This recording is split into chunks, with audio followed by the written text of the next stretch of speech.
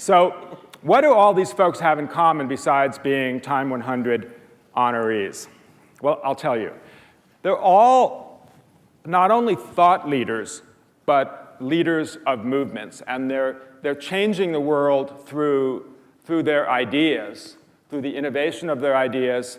And they're doing something that the reason we made them Time 100 honorees is because they are changing the trajectory of the way people think and the way people live. So what I want to do, because I didn't do long introductions, is give each of them a chance to make their stump speech, their elevator speech about what they really care about, and to try to persuade all of you here, because we're all here to be enlightened, right? And we're going to get enlightenment from all of you tonight. So I'm going to start out by each person taking 2 minutes to say, here's what I care most passionately about, and here's why I think you should care about it too. Michelle. I care passionately about education, and I think you should too. If you look at where we are as a nation right now, the statistics are pretty abysmal. We are spending more than twice as much money per child as we were a few decades ago, and the results have flatlined at best, and in many cases have gotten worse. The children who are in school today will be the first generation of Americans who are less well educated than their parents. And the recent SAT scores just came out a few weeks ago that said that the scores on the SATs were the lowest in the history of the test. So on almost every indicator of our academic success as a country, we are not heading in the right direction. And for all of the talk that's going on right now about stimulus packages and bailouts and job creation and that sort of thing, I think that what people are missing is the fact that we are not going to regain our position in the global marketplace until we fix our public education system. We have a situation right now where if you were to tell me the zip code of a kid and their race, I could with pretty good accuracy tell you what their academic achievement levels are, which means that we are still in this day and age allowing the color of a child's skin and the zip code they live in to dictate their educational attainment levels and therefore their life chances and their life outcomes. It's the most un-American thing imaginable, and I think that the only way that we're going to change this is to get everyday normal people engaged in the education reform effort, which to date has sort of been policy wonks and legislators and union leaders and school district, school board members. But we have to take this movement to the people. That's why I started Students First. Okay, Gary. Well, I'm passionate about water and sanitation. And I think the best way to explain what I do and what water.org is about is to kind of give an example of where I've been the last 2 weeks.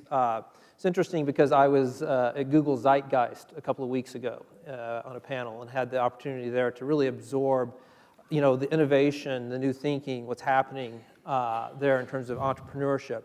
And then being here, at the Chicago Ideas Festival or Chicago Ideas Week, and seeing that same kind of innovation, the leading edge of kind of what's happening.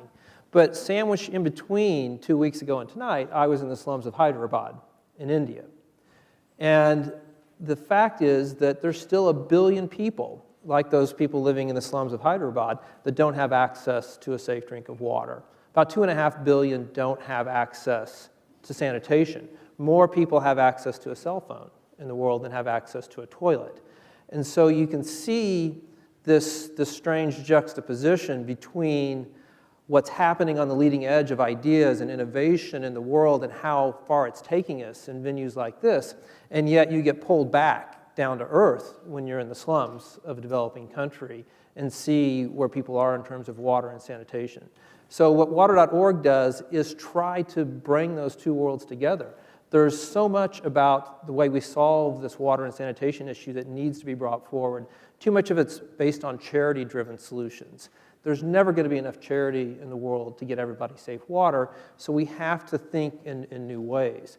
Just one example of that, in Hyderabad actually, we take the concept of microfinance and bring it together with water and sanitation. We've had a tremendous program there with the PepsiCo Foundation that supported that to help us make people believe in the market at the base of the pyramid. So instead of using charity to get people safe water, we can use the idea of microfinance. And now we've leveraged about $2 million in philanthropic capital to bring in $6 million in commercial capital. So how do you take ideas that are seemingly outside of the water space and bring them in so that you can create lasting, sustainable solutions as opposed to the charity-led model that often results in failure? About half the water projects fail in developing countries. So how do we get beyond that? So that's what water.org does, always looking for those ideas at the intersection of innovation and in the base of the pyramid with water and sanitation.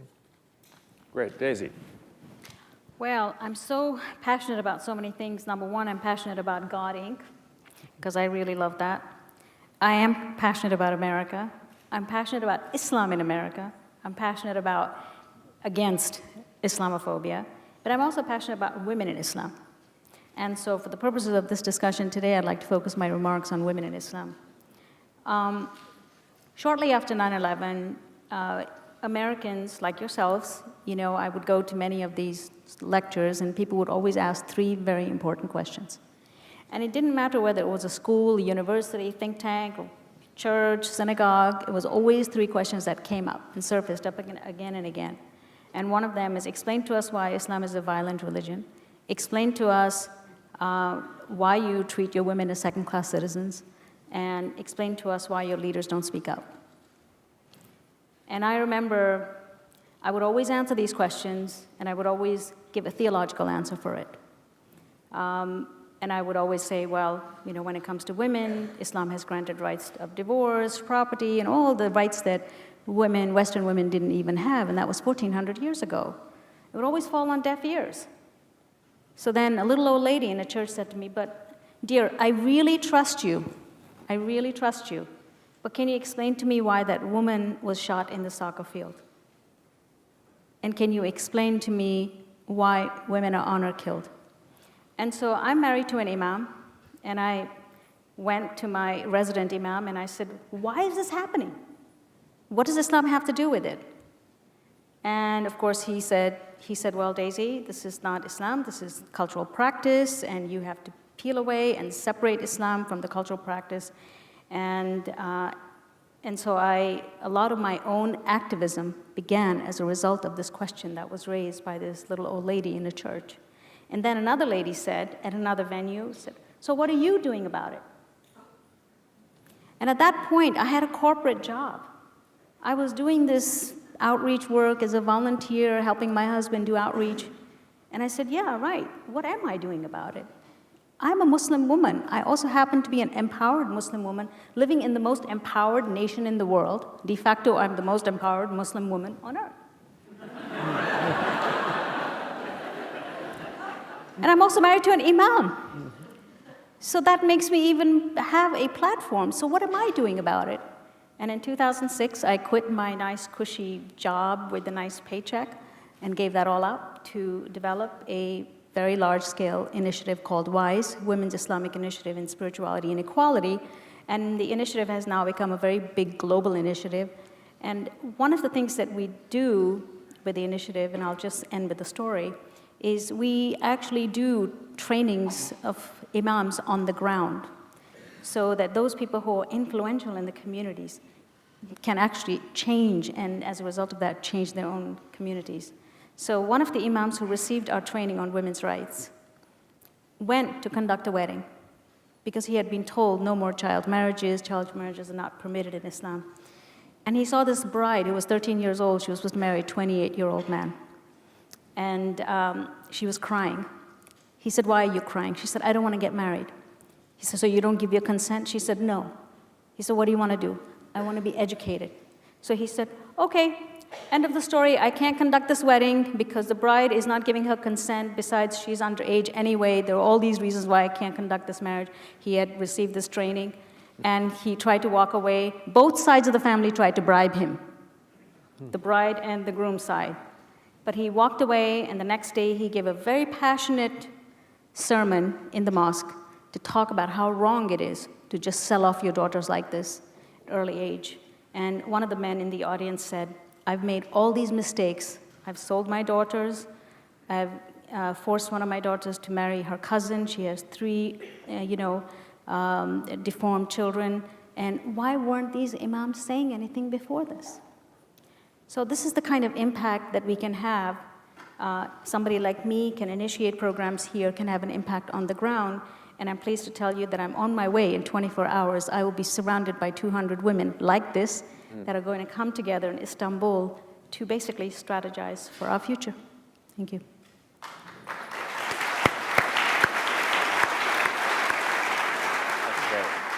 So you've married people, Rob. Did that ever happen to you? I was never bribed. Okay. No. I know this guy named Charlie. He's probably late 50s now. Several years ago when he was 55, Charlie and his wife, who will not disclose her age, came across a statistic about how many orphans there are in the world. And for them, it created this sense of almost like righteous injustice. Like, this is not right, there are this many orphans. So at the age of 55, 56, they started filling out paperwork to adopt kids. They've so far adopted 5 kids from around the world, and just a couple days ago they told me they filled out the forms to adopt 2 more. So when you see him coming at the age of 58 or 59, it's like a little UN everywhere he goes, this little crowd of kids. One of the kids they adopted was HIV positive, because on the forms they said, we'll take any child, especially kids who no one wants. And since they've had this kid in their home, he's been testing negative. And the doctors don't really have an answer other than, love or something along those lines. In my books, in my teaching, in my films, in my speaking, what's really interesting to me is when everyday, average, normal people like us realize they can do something about the problems that we're facing. And if you met this guy, Charlie, you wouldn't think this is a real revolutionary. But then you see what he's quietly, humbly done. It's so unbelievably inspiring. And my experience has been lots of people live with a quiet despair that there's this big world that's falling apart out there, and they're sort of paralyzed. And so what I try to do is simply wake people up to their role in this big story. And I think every single one of us has a role in helping heal and put the world back together. And when that happens, it's beautiful. One of the things that's great about, and is already great about Chicago Ideas Week, is that at a time in our nation when I think people feel uncertain about lots of things, including our future, you do hear all kinds of ideas that you don't necessarily hear in your day-to-day life, ideas that are often positive. So the next question I'd like to ask all of you is, what in your field and area do you see now that is innovative, that's different, that makes you optimistic about what you're trying to accomplish? So let's start with you, Gary. Well, what I see in the field that makes me optimistic is this awakening to the fact that people at the base of the pyramid don't need to be beneficiaries. Certainly there are some people, certainly those living on less than $1 a day in absolute poverty that need a subsidy, that need charity. But there's this huge movement, I think, that's about to take place where we're not seeing people as beneficiaries, but we're seeing them as customers for the water utilities, for instance, and citizens who have this intrinsic power as customers and citizens to demand better service for their water supply and their sanitation. And I think once we flip that around and we discover that, yes, there may be 1 billion people who lack water, but probably 2/3 of those could afford to pay for that service if they could get the quality service and if they could get access to the loans that they need in order to do that. And so I think that if we flip this around a little bit and see the potential there rather than seeing people as recipients, that's going to go a long ways towards driving the success in reaching these 1 billion people that lack water. So Rob, one of the things that I found interesting about our cover story, and I'm getting kind of parochial now, that part of what your innovation is that you've taken some ideas that have existed in other churches but haven't really been in the evangelical world, and you've been criticized by lots of people for that, including the idea that there may be no hell. which I believe, by the way. So tell me about how, I'd be curious just how you dealt with that, and then now going forward, you've left the church, not the church in a generic way, but the church you founded, and you're kind of charting new territories. Which question do you want me to answer? I'm sorry? Which question? You can answer both, either, whatever order you want. Well, to me, there are two ways of understanding, well, let's say faith or worldview. There is a destination mindset that says the job or the task is to get it right, to get the right answers, to get the right people in the right club, and then you're all set. But ancient wisdom says that life isn't about destination, it's about journey. We are students, and we are learning, and we are evolving and adapting. And those are two very different ways to view the world. If you have a destination mindset that basically it's, I've got it right, and so what you essentially then do is you just defend. Here's why we're right, and you should be right like us. If you have a journey understanding, I am learning, I can then learn from anybody. I can learn from somebody not like me, somebody from all across the spectrum, somebody of a different religion, somebody of a different background, somebody different perspective. And there's a built-in humility that's quite beautiful and all that. So my work, at least in the faith world, has been, let's begin with the understanding that we are students on a journey, and it's a lot more fun, and we will have many more companions along the way. And now, where are you headed? I'm always cooking up something. So I have a bunch of ideas, but the kind of ideas that it's better just to do them than, my experience has been when you're working on something, it's best to work on it until it's ready and then show it, because if you say, here's what it is, and then later it isn't that the very nature of innovation is you're sort of tinkering away in the garage. And if you bring people in too early, by the time it gets to the end, it may look totally different, which I'm assuming my fellow panel members can. See, no, I tell them about it in advance, so then I have to actually do it. So you mentioned students, and how many folks have you seen Waiting for Superman? So the star of Waiting for Superman. I have to say, one of the things that in life, of course, that people care passionately about is the education of their children. And you came in, I mean, school chancellors in big cities, in New York, in Washington, Philadelphia, New Orleans, Boston, I mean, those are really, really tough jobs. And one of the things you didn't mention when you were talking about what you're passionate about is that, and I don't know if this is an oxymoron to say that you're passionate about tough love for students. And one of the things that we saw in that movie is that, you know, you're not the proponent of everybody gets a trophy, everybody gets an A. That's difficult to deal with. So I'm just wondering how you deal with it, and now going forward, you know, do you see that changing at all? Yeah. So, you know, one of the things that I talk about a lot as I travel across the country is the fact that we have to recapture the competitive spirit of America. That we have gotten to a point in society where we are so busy trying to make kids feel good about themselves that we've lost sight of actually spending the time that it takes to make them good at something. So I use my own two kids as an example, and I say, I have two little girls, 12 and 9. They play soccer. They suck at soccer. I mean, I am serious when I say that. They've inherited their mother's athletic inabilities, and they're terrible. It's almost painful to watch them on the field. But if you were to go into their bedrooms today, you would see trophies and medals and ribbons everywhere. You would think based on that I am raising the next Mia Hamm. I am not. So I try to tell my kids all the time, you are not so good at soccer.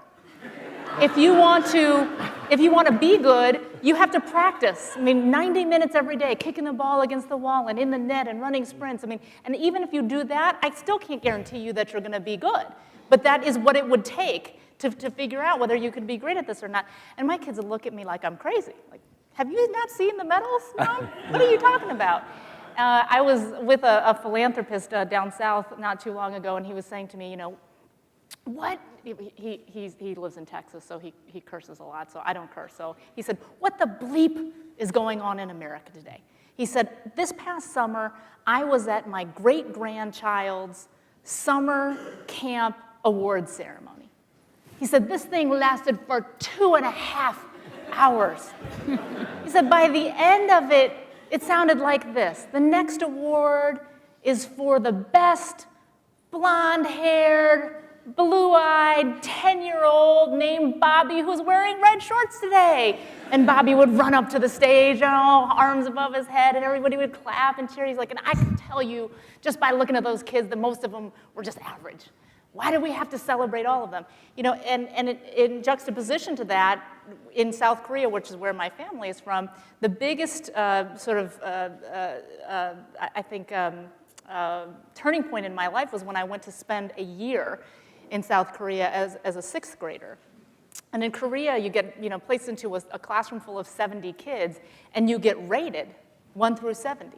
So every single kid knows exactly where they stand. So if you're 15, your mother is telling you by the end of this week you better be at 13 or 12, and everybody's trying to get better and better. And the one kid in the class that you think would be happy, the kid who's number 1, is not, because he's terrified. The 2 or 3 is going to come up behind him, and holy crap, what am I going to do? So and if you look at sort of the academic achievement levels of Koreans, I mean, it's through the roof. They're sort of at the top of the international charts. So I think part of what has to happen is this idea that we have to make our kids competitive again, and it gets a lot of pushback. I mean, when I talk about this, people say, "You're a tiger mom," and all this sort of stuff. I'm like, no, I'm not a tiger mom, but I don't think we're doing our children any favors by telling them that they're great at something when they're actually not. They actually, my kids know that they're not so good. Right? They watch the other kids on the field, they get it. So I think that part of what we have to do is realize that it's not an either or. It's not that you're either a tiger mom or you love your kids. That we've got to find a balance somewhere in the middle where we can build that competitive spirit in our kids, make them feel good, about the efforts that they have and whatnot, but be very honest with them about what they are and aren't accomplishing. So, Daisy, this morning, I don't know if folks were here, I talked to President Clinton at about 11 o'clock, I guess it was. And one of the things he said about our culture, and I hadn't heard him say this before, he said, in so many ways, and particularly on social issues, we've evolved. We've evolved in our opinions about race. We've evolved in terms of gender equality. We've evolved in all kinds of ways, except we don't seem to like to spend time around people who disagree with us anymore.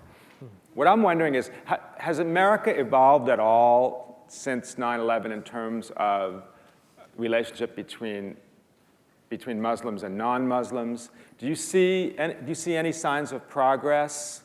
I mean, I know, after 9/11, the rates of people taking Arabic, for example, went off the charts.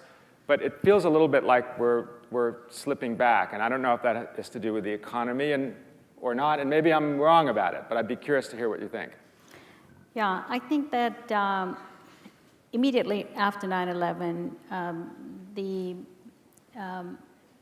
the response that when President Bush went to a mosque and said that not all Muslims are like this is an act of a terrorist, I think that really elevated people to a level where they understood that American Muslims were part of the fabric of this country and they should not be isolated, even though there were some incidences that happened. But by and large, the country was unified and united around a common cause.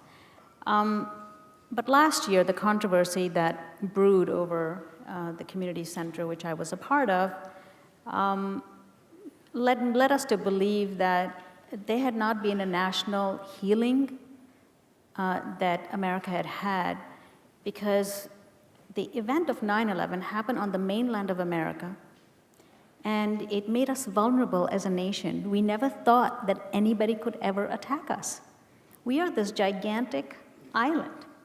We had prepared ourselves. We are the most superior military. We have all the satellite defenses, and yet a fringe little group comes in here and attacks us on our mainland in 3 potential symbols of our power and our might. And that, I think, that conversation never took place at the level of intellectuals, think tanks. It's almost like we shoved it under the rug and said, oh, well, it was just an incident. It had a significant impact on the psyche of America. So last year, when we proposed the community center and we were trying to do something that we felt was an act of healing and reaching out and a counter momentum against extremism, that sort of emotion was still there. It was raw. In addition to that, a bunch of people who had been Islamophobes all along, funded $40 million over the last 10 years to kind of always keep the fear alive, Fear Inc., they came on board and basically precipitated this fanned this feeling of we really shouldn't trust Muslims. Long term, I think it's just a bad moment, and I take great comfort in the fact that America has always prevailed because other religions have also gone through their difficulties. So this is a very short period for us, but it's helping Muslims now, forcing us to actually create our own institutions, to be very strategic, to think more clearly about what it means for us to define ourselves as Americans. So long term, I don't despair, but this is a really bad moment for us. And I'm hoping that as more people speak out, and this recent report that came out in Center of American Progress was very, very illuminating report, which everyone should read, anybody who's concerned about Islamophobia and marginalization of a community, of an entire community, must read this report because it shows how this strategy is still, has taken real root in government, intelligence, and so in law enforcement. And we have a tough road ahead of us, but Americans by nature are fair-minded people. And the media has been extremely responsible in the way it has been responding to this issue. Not all media, of course. Fox is my favorite outlet where, I get bashed all the time on that outlet. But that too, they have their audience. But by and large, I think if media talks about these issues in an intelligent way, and I have to applaud you because you were the first people. Time magazine was one of the first magazines that actually named it. Until we didn't even know what we were in. What's going on? And then Time magazine came up with this wonderful thing that said Islamophobia. We said, that's what it is. We knew it was something, but we didn't know what the name was. So thank you for naming it. But just to follow up on that, because I'm curious, one of the memes, the ideas after 9/11 was that we were not like Europe in the sense that Muslims in America were more assimilated. We wouldn't have an indigenous threat. I mean, obviously, over the years, we've seen that that isn't quite as true as we thought. And there are people who've been naturalized here who then become terrorists. But is there? I mean, I still believe that there is an American exceptionalism, that we are different than Europe. We do assimilate people. People take those American values. We're a country founded on ideas, not on race or ethnicity or a common religion. So are you positive about that or optimistic about that? Yeah, there are two things that define America very differently from Europe. Number one, the freedom of religion, that all religions are regarded with respect and honored and allowed to express themselves freely as they choose. So whether it's dress code or whether it's your worship or places of worship, anything, you can wear a turban and go to school, and you can wear a hijab, and you can dress any way you want. So that religious freedom makes Muslims adjust very well to America, and most Muslims will tell you America is the most Islamic country in the world. Don't tell this to the Islamophobes, please, because now they'll come after me on that one. But I'm just saying that the sentiment that is there is that America upholds the highest of Islamic values.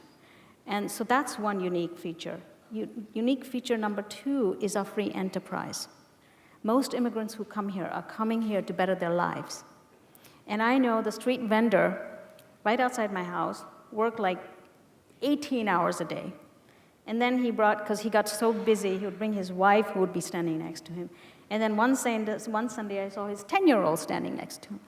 I said, why do you work so hard, 7 days a week? And he goes, I'm doing it for him.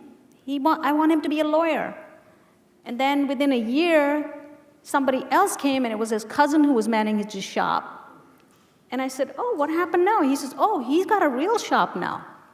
So within 10 years, people have a mortgage, they have a home. So this ability, where America rewards people who work really hard, is something that is very unique to America, unlike Europe, which is a little bit of a nanny state. So people who come, they get very lazy, they have all these privileges, they're using the system, and they have no motivation or drive to work hard like the immigrants do when they first come to this country. So I think those are the two major unique features. As long as those continue and stay in place, I don't think America's going to go the same route as Europe. So you're all innovators, and we have talked a bit about innovation tonight. And it always seems to me that there is a narrative for innovators, right? No one would believe me that I invented this thing in my garage, or everybody questioned the fact that I, thought this way.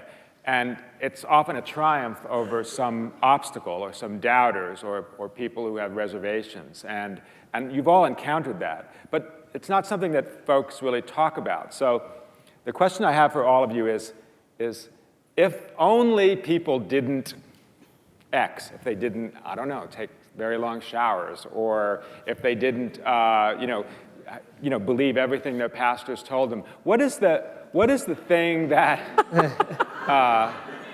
or they didn't have a literal belief in every word in the Bible?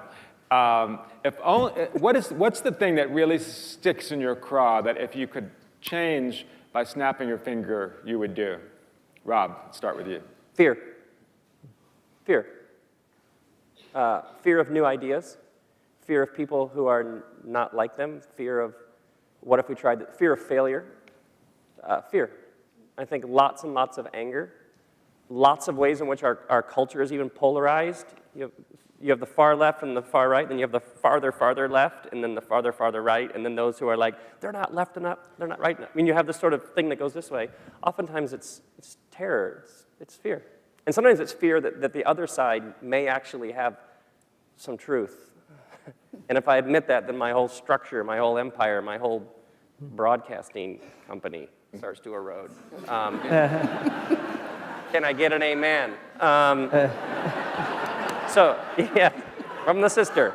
Sister gave me that. So I think it often comes down to deep-seated issues of the heart, which is sort of the place that we actually live from. And so I think a lot of times intellectual discourse and sort of all sorts of posturing is actually just a front for deep-seated, almost vulnerable issues of the heart where somebody is terrified. And if we got at that, all sorts of things would change. I had a teacher who once said to me, what would you do if you weren't too afraid to do it? I thought it's a very simple thing, and I've always thought about it. Now, what it does for me is that I actually realize when I don't do something out of fear, that fear is the reason.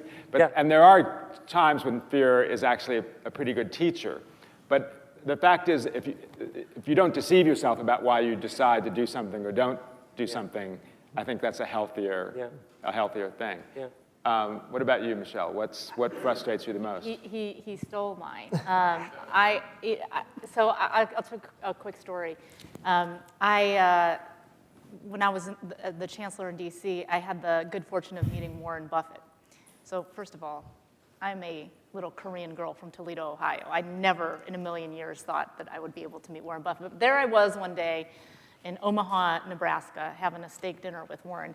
And he looks at me halfway through the dinner and he said, Michelle, it is very easy to fix the problems in public education in America today. And I said, super. Why don't you tell me what that is so I can run back to D.C. and go implement it. And he said, all you have to do is make private schools illegal and assign every child to a public school by random lottery. So think about that for a minute, because if we would have done that in D.C., which means that every ambassador's child, every CEO's child, every congressman's child, and the president's 2 children all got assigned to a random DC public school by lottery, which means that a whole lot of them would be going to Anacostia every day for school, I guarantee you that you would never see a faster movement of resources from one side of the city to the other as you would in that circumstance. And I also guarantee you that we would very quickly have a system of excellent schools. So the thing that was interesting to me about that is that it was so simple, and explain it to people, and people clap and they say yes. But it is terrifying to think about what would happen to people's comfort and lives if you were to innovate in that sort of a way. And I think that in education, so often there is a fear. And so if I had to say one thing about what I wish people would stop doing is I wish people would stop polarizing the debate. Right now, this is happening in education where if you're like me and you say, well, I wish we could change these things about the teachers' union contract, then you are anti-union, you are blaming teachers, you are scared. No, that's not what I said. I said we should change these provisions in the contract. But because the debate gets so polarized, and the reason why it can become that way is because then you can play on people's fears about what will happen in this new world.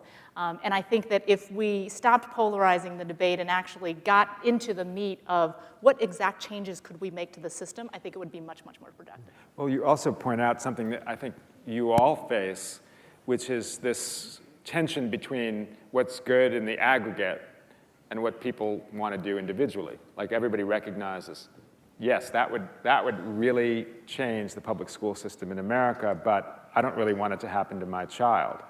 And that's, on so many issues that we're facing in America, that is the fundamental tension. And I think, unfortunately, in too many cases, people choose that personal thing over the common good or the common weal. Gary, what about you? Well, I feel like I have it kind of easy because water is very polarizing. Everybody's for safe water, right? Nobody's against, people living in poverty getting access to water. So there's not anything that I would wish away in terms of an opposition or kind of the counter to this. I think what I would wish away is lack of awareness of this issue, because it is baffling to me that there really isn't a movement around water in developing countries and getting everybody access to safe water. If you look at the fact, we've known for more than 100 years how to make water safe in this country. Imagine if today we found the cure for AIDS. And 100 years from now, there were still 3 million people dying every year because of that. One child every 20 seconds because of that. That's unthinkable for us. So it's not that we need the magic bullet. We just need to wrap our heads around this fact that this mass of humanity is so far behind us in terms of something so basic. And it's not a scarcity issue, which is what people don't realize, right? It's not. It's largely a finance issue. If you look, I was in Port-au-Prince, Haiti recently, and if you want a safe drink of water in the slums there, really safe drink of water, you have to go buy a little sachet, little like 250 milliliter bag of water, less than a can of soda. That little drink of safe water, you bite the corner off of it, drink it, that costs you 250 times more per liter than the tap water in New York City.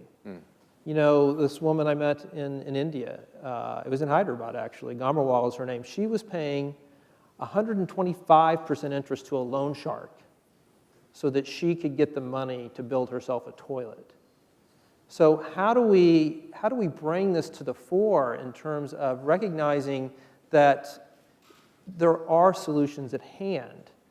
Before I mentioned the lack of innovation and the fact that so many projects do fail, but if we come about it in new ways and really attack the root of it, so we do things like water credit, where instead of paying 125% interest, someone can now get a water connection in their home for a microfinance loan that's about 18%, which sounds usurious, but that's the way microfinance loans work. It takes a lot of money to collect those weekly payments. So how do we find ways like that and bring new innovation to this space. And what we've done is actually trying to drive philanthropy in a way that looks at this catalytically, not how do I give $1 million to drill 10,000 wells, but how do I give $1 million to help discover the next water credit? And so we've launched what we call the New Ventures Fund with the goal of raising $10 million to invest in those game-changing ideas that will leverage, for instance, the $12 million in philanthropic capital that we have for water credit is now going to leverage $38 million in commercial capital. That's capital that is sustainable and scalable, and it's going to the base of the pyramid, a market that people had completely written off as untenable. You can't attract commercial capital to the base of the pyramid for water and sanitation. It can't be done. Well, it can. And so how do we continue to innovate and bring those ideas to the fore so that we can create a movement where people see this is solvable in our lifetime? We can get it done. There's no reason we can't get water to everyone on this planet in our lifetime and do it sustainably. So Daisy, what are the misconceptions that bother you? And I'm going to try to get you two both to talk about this, because the thing that I always find amazing and frustrating is that Islam, Judaism, and Christianity are, to use the theologians' terms, the Abrahamic religions. They're all the religions that are based on the revelation of Abraham. And I mean, if you blur your eyes a little bit, they have a lot more in common with each other than they have in common with pretty much anything else. And I guess little things that divide us often get exaggerated, but there's a huge amount of commonality, isn't there? Yes, in fact, I think the question that you asked, what if, I often wonder, what if people really believed that there was only one God and that there was no competition between religions? Yeah. You know what? It turns out that this one God idea wasn't such a good idea after all.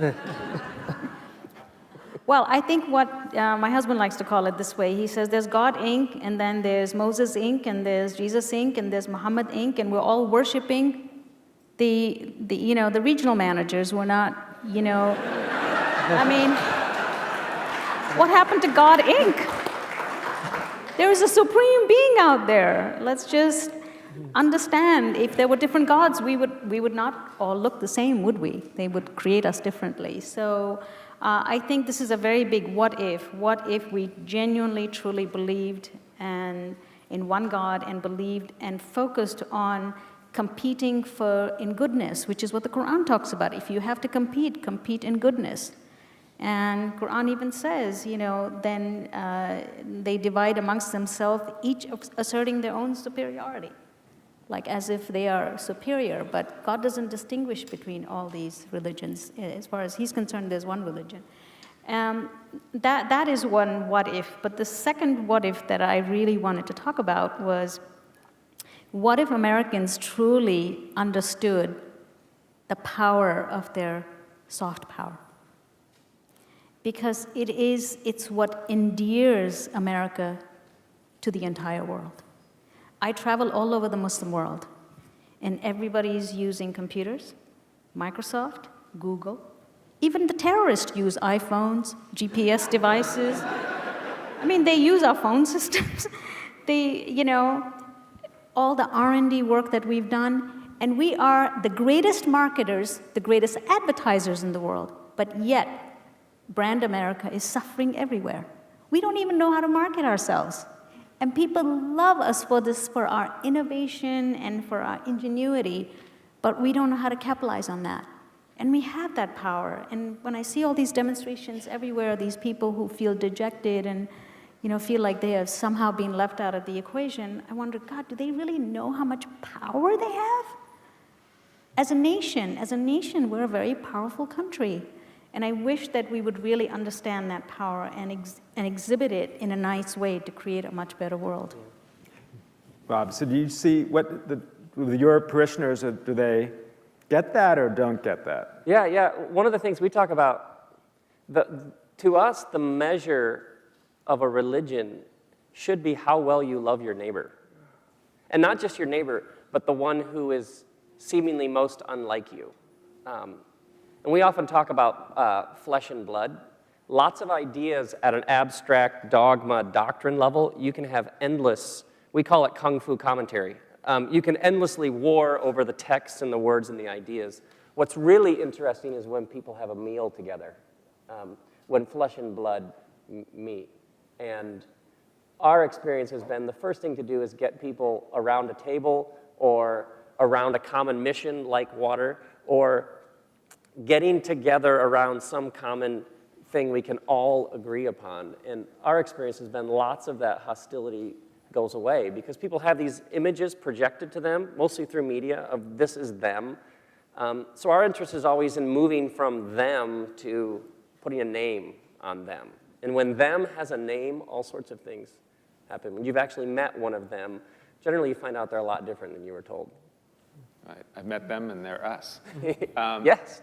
So you mentioned media, and one of the things, again, that all of us and you all have in common is that everything we're doing is affected by media, is affected by technology, and now affected by the rise of social media. And my view is that these are tools, right? And like any tool, it's neutral and can be used for good or for ill. Not everybody agrees with that, by the way, but I'd love to know how technology and social media is changing things for either good or ill. Now, we start with education. I mean, one of the things that, one of the biggest, most innovative things is the using of games, technological games, to teach. That seems to me like a no-brainer. But of course, there's a downside of when kids like my kids are using violent games, for too many hours a day.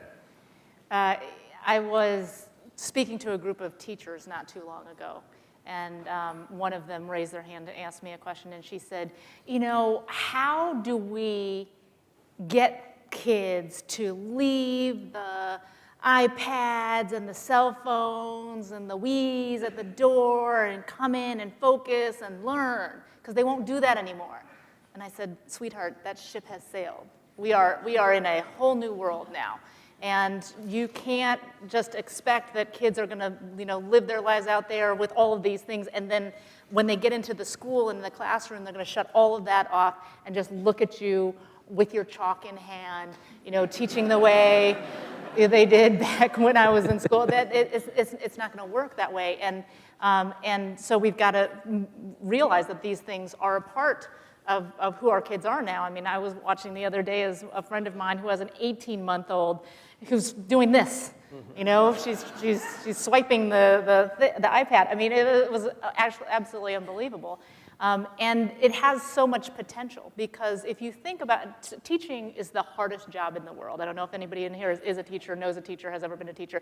It is the hardest job that you can possibly have. You have 25 kids in your class. Each of them are at different levels, have different interests, et cetera. And when you think about how can you most effectively teach a group of 25 kids, you have to use technology. Technology is an incredible way to differentiate for every single kid based on where their levels are and make sure that every kid is growing. And we have so many detriments and challenges to effectively integrating technology into our classrooms, but I think it has tremendous promise. And I think there are very, very easy and smart ways that we can say, okay, here's sort of where we draw the line about no violent machine gun games in the classroom, but still have very compelling and inspiring technologies that we can use in the classroom. Yeah. Well, I think a lot of times when people think of technology in the water space, they think of the silver bullet filter device or that pump or whatever, and that just isn't where technology is going to have the big impact. It really is more around how do you mobilize people from a social perspective, not from a technological perspective. So before I talked about, we believe in the intrinsic power of people at the base of the pyramid as citizens. And with social media now, the potential there in order to make governments and water utilities more accountable to them as customers and citizens is incredible. Mm-hmm. The fact is there's about $10 billion that gets invested in water supply and sanitation around the world each year. So much of that is going to corruption, is being squandered, and it's not all corruption, just a lot of mismanagement and incompetence. But the people at the base of the pyramid don't even know necessarily that that money is being invested on their behalf. If you can use social media for these folks who now have the cell phones to give them more transparency around public investments, more transparency around what their government is supposed to be doing, that the World Bank gave a loan to their country, for instance, that was supposed to get water to their slum. 2 years later, it's not there. Help them get pissed off about it, you know? Get that transparency going. I think in the same way that we saw the Arab Spring allowing people to more fully exercise their voice in terms of democracy and their vote, that next wave of social media in the developing world, I think, will be there to help people exercise their right to basic services, not because they should be given them for free, because it's aid, but because they have an intrinsic right to that as citizens who pay taxes and support that system. That's what I think is going to really change the game from the water perspective. You know, Daisy, we were talking earlier about the Arab Spring and talking about how technology and social media help connect people who wouldn't have otherwise been connected, that they don't feel alone, that you can organize more easily. At the same time, we were saying that a kid in a small town somewhere who has a screw loose and has ideas about putting a bomb in a mosque can find someone on the internet who he can connect with, like Mr. Al-Waki, and feel reassured about that. So it works. It's a double-edged sword. It works both ways. How does the good outweigh the ill, or is that impossible to say?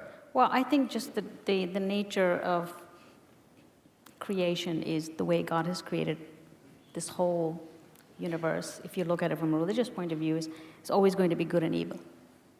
So, and technology can also be used for the greater good, but those who have evil intent can also use technology because they are very creative people, and they can use technology for evil intent.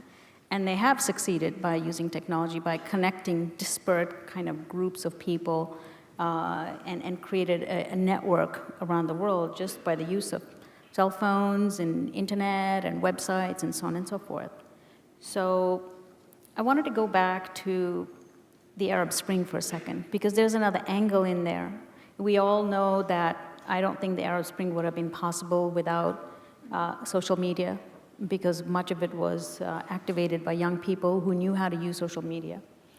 And there's this image of this man, toothless man, wearing tattered clothes with a sign saying, "Thank you, Facebook," and it was written by hand.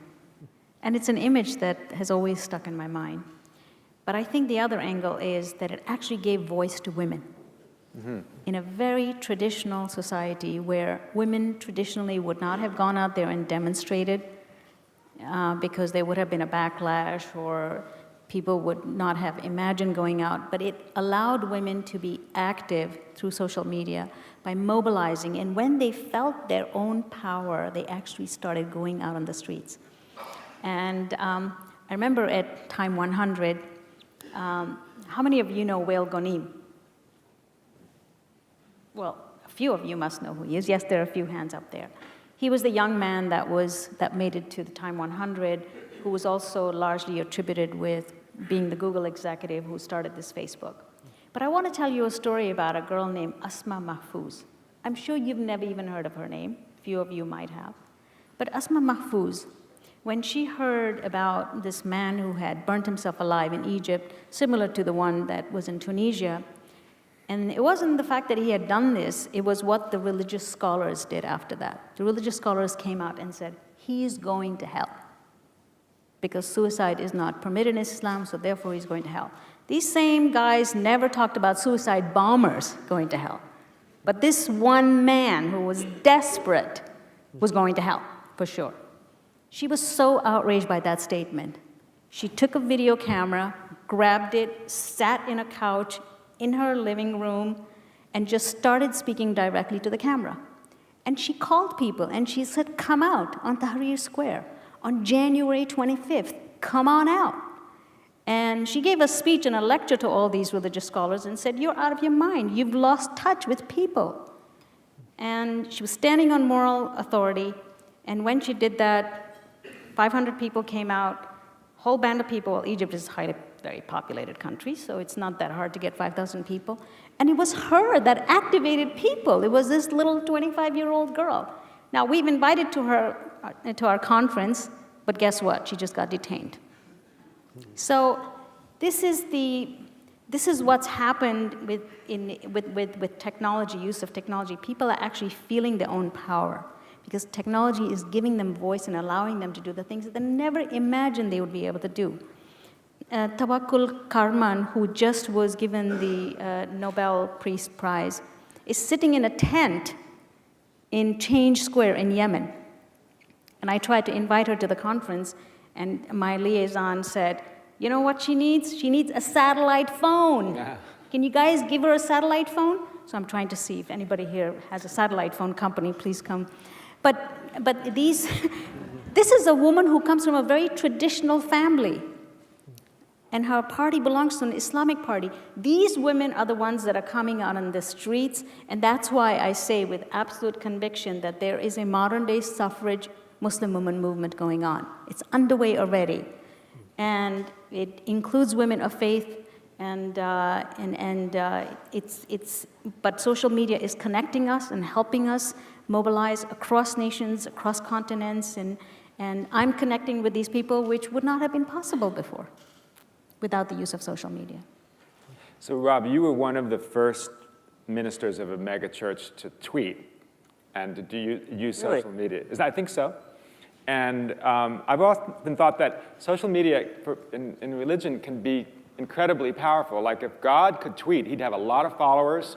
You know, he could get his message out there whenever he wanted to. You know, he could or she, and she or he could have a direct relationship with people. I mean, I'm curious why social media actually hasn't been used more by churches, and also how it's affected you and how you see it working in the future.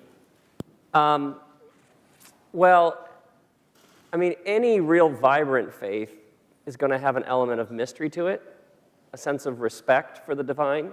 And that doesn't fit well in 140 characters sometimes. I mean, the reality is a vibrant faith is going to have lots of paradox. It's going to have lots of things you hold in tension. And the 140 character soundbite doesn't always work well for that. The 10 Commandments is short. Yes, correct. And we've been discussing those for a while. The flip side is Scott Harrison from, you like that? Scott Harrison from Charity Water and I had this idea because they were drilling some wells in Africa, and I was doing some speaking, and he said, let's see if you could get the money for a well just by people texting to a number, like a $10 thing. And so I was going around, I'd speak, and I would partway through just pull out my phone and say, if you'd like to give $10, every single penny of the $10 goes to help Charity Water drill a well. And we were seeing like what would happen in just these large public settings, and he was then, and then people could text the money, and then they were drilling the wells and then sending people back a GPS coordinate so they could go on Google Earth and actually see the well itself. And that's pretty significant. Like right now in this room, let's all pitch in and build a well together, and within a couple of months, you get a text back with the GPS coordinate, and you can actually see what we did together. That gets really, really interesting. And that takes the world and things happening thousands of miles away and makes things very close. And that gets very, very exciting. But isn't that, I mean, you were talking about, in a way, the basis of every religion is connecting people. Yes. I mean, technology can connect people in a way that has never been possible before. Yeah, and it's unbelievably exciting. I was struck with listening to everybody. The big thing I think is happening across culture is a growing realization that we are all intimately connected. And I think growing up in the modern era, there was a sort of, well, that thing's happening over there, and they'll have to sort it out, and that thing. But actually, education and public education and urban public education deeply affects the suburbs. And water and hundreds of millions of people not having access to clean drink does affect those of us who do have access to clean water. And other religions, which used to exist over there, are now next door and around the corner. And to me, the really extraordinary thing happening in culture as a whole is people are waking up to the fact that we are deeply connected, and those problems are actually our problems. And when this begins to happen, it gets very, very exciting. That's just interesting, though, because I think in the context of military response to the problems of the world, we see ourselves as being very connected. We've got to go over there and stop the terrorists. But in terms of if we had taken a fraction of the funds that we spent on the war and put them into water, I mean, think what that would have done for brand USA, right? If you know, Clean 10 bottle. years from when we started this, you know, we had everyone in the world with safe water. My God, I think that would have really fundamentally changed the way people perceive the U.S.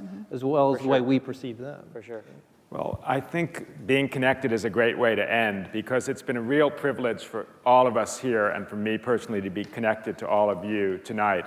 I mean, that is what Chicago Ideas Week is about, to be connected to extraordinary people and extraordinary ideas and then building on it. So thank you all very much for being here tonight.